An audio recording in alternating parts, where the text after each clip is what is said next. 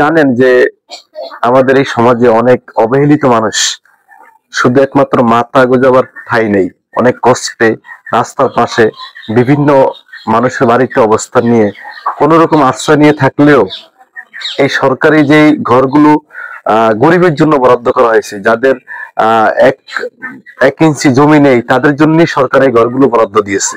কিন্তু এই পূর্ব ইলিশার এই প্রকল্পের আওতায় এখানে যতগুলো ঘর রয়েছে তার বেশিরভাগই এখনো টালাবদ্ধই আছে।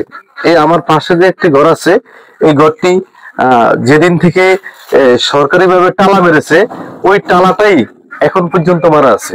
অর্থাৎ আপনারা জানেন যে আমি আজকে আমাদের একটি নিউজ প্রকাশ করেছি যে ইলিশা নদীর পাড়ে 3 জন বয়স্ক মানুষ একটি ছোট্ট একটি কুঁড়ে ঘরে থাকে। যে কোনো মুহূর্তে ঝড় তুফান আসলেই তাদের ঘরটি উড়ে যেতে পারে।